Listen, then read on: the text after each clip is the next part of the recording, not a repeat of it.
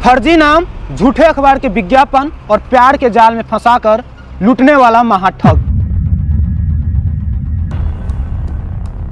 अपने पूर्व में जो उसने शादी की थी आरोपी ने, वह छिपाते हुए प्रार्थिया से शादी की। साथ ही साथ शादी के बाद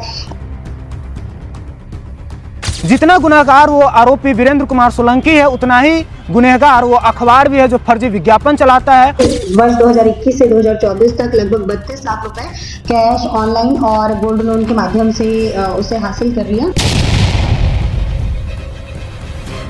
दिविजा इंटीरियो, भिलाई का ट्रस्टेड इंटीरियर डिजाइनिंग और मैन्युफैक्चरिंग स्टूडियो, जहां हर डिजाइन सिर्फ बनाया नहीं जाता बल्कि महसूस किया जाता है, और इसी सोच को हकीकत में बदल रहा है दिविजा इंटीरियो।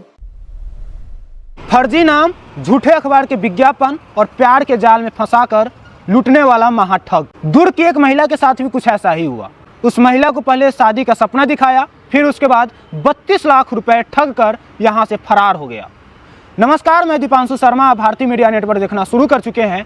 आज जो मैं ये कहानी बताने जा रहा हूँ, ये कहानी उन सभी महिलाओं के लिए है जो महिलाएं अखबार के विज्ञापन पर भरोसा करती है, और वो सभी अखबारों के लिए भी है जो झूठे विज्ञापन चलाते हैं जिसमें वर वधू की विज्ञापन छपा हुआ रहता है। दरअसल दुर्ग जिले के मोहन नगर थाने से एक मामला सामने आया है जिसमें एक महिला ने FIR दर्ज करवाई है, जिसमें आरोपी वीरेंद्र कुमार सोलंकी का उल्लेख किया गया है। और वो वीरेंद्र कुमार सोलंकी पहले से ही 3 शादियां कर चुका था। वो अपने शादी का पहचान छुपाकर अखबार में विज्ञापन डाला, जिस विज्ञापन में लिखा हुआ था मुझे वधू चाहिए। जिसके बाद उस महिला और जो आरोपी वीरेंद्र कुमार सोलंकी है, दोनों आपस में मिलते हैं और फिर शादी भी होती है। और ज़रूरी खर्च बताकर उससे साल 2022 में 2 लाख रुपए लिया। फिर जनवरी 2024 में 6 लाख रुपए बैंक से लोन लिया, और दोनों लोन का किस्त आज भी वो महिला ब्याज के सहित पटा भी रही है।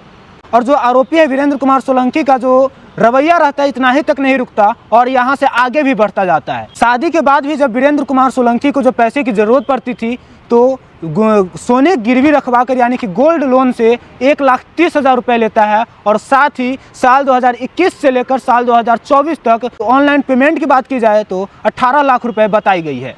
इतना ही नहीं, उस महिला का यह भी कहना है कि जब जब वो दुर्ग आता था तब वो महिला कुछ रुपए दिया करती थी, जो टोटल राशि 5 लाख रुपए बताई गई है। और साथ ही उस महिला का यह भी कहना है कि जब वो दुर्ग आता था तब उसकी अनुपस्थिति में 12 लाख रुपए की धोखाधड़ी की गई है। इन सभी चीज़ों को लेकर दुर्ग पुलिस की पद्मश्री तंवर जी का क्या कुछ बयान सामने आया है, वो आप सुनिए। मोहन नगर में प्रार्थिया के द्वारा एक रिपोर्ट दर्ज कराई गई है कि वीरेंद्र सिंह सोलंकी के द्वारा मैट्रिमोनियल साइट के माध्यम से पहचान बढ़ाकर प्रार्थिया से वर्ष 2021 में शादी कर ली गई थी। और शादी के बाद उसने अपने पूर्व में जो उसने शादी की थी आरोपी ने, वह छिपाते हुए प्रार्थिया से शादी की। साथ ही साथ शादी के बाद आवश्यकता है बोल करके प्रार्थिया से वर्ष 2021 से 2024 तक लगभग 32 लाख रुपए कैश, ऑनलाइन और गोल्ड लोन के माध्यम से उसे हासिल कर लिया।